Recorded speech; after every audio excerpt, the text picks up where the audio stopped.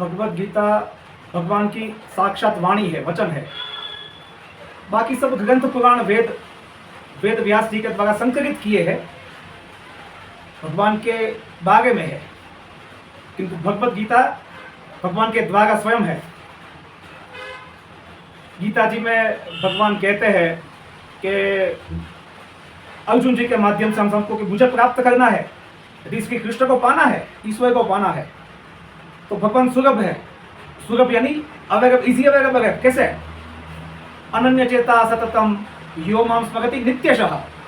अनन्यता यानी भगवान के सिवा कुछ नहीं, श्री कृष्ण के सिवा कुछ नहीं। और नित्यता, नित्यशः तस्याहं सुलभ पार्थ नित्य युक्तस्य योगिनः।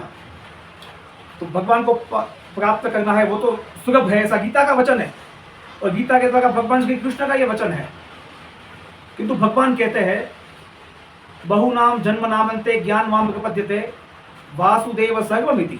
सब महात्मा सुदुर्गप, किंतु सब में मुझे देखे, वासुदेव श्री कृष्ण को देखे, सब में भगवान को देखे, इस भाव वाला महात्मा प्राप्त करना दुर्लभ है। तो दो बातें यहाँ पे भाव आते हैं कि एक तो भगवान को पाना सुलभ है और ये हमारा अधिकार है, हमारा मनुष्य का कर्तव्य भी है।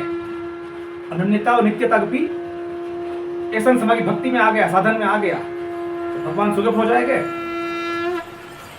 महात्मा प्राप्त करना कठिन है, किंतु महात्माओं के भी विध विध प्रकार है, किसी को ऊंचा नीचा नहीं कह सकते हम। देखो, महात्मा है ही नहीं, ये भी नहीं हुआ। कोई जीव सेवा करता है, अन्न सेवा करता है, गौ सेवा करता है, कोई अन्य प्रकार की अनेक प्रकार की सेवाएं, यज्ञ सेवा, इस प्रकार के महात्मा तो है। किंतु जो सब में मुझे देखे, भगवान कहते हैं सब में श्री कृष्ण को, नारायण को, ईश्वर को देखे, ऐसा महात्मा प्राप्त होना दुर्लभ है। ये भाव बनते हैं। तो पर ये अपेक्षा भी है, पर ये अपेक्षा है वासुदेव सर्वमिति, ये सत्य है।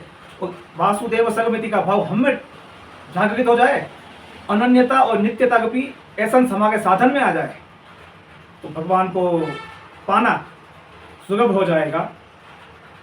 और यही तो मनुष्य जन्म का एकमेव ध्येय है, कर्तव्य भी है, और भगवान को पाना हमारा अधिकार भी है। तो भगवत गीता साक्षात भगवान के द्वारा है। भगवान को कैसे पाए, उसके लिए है। गीता का अनुष्ठान करें, गीता का अनुसंधान करें।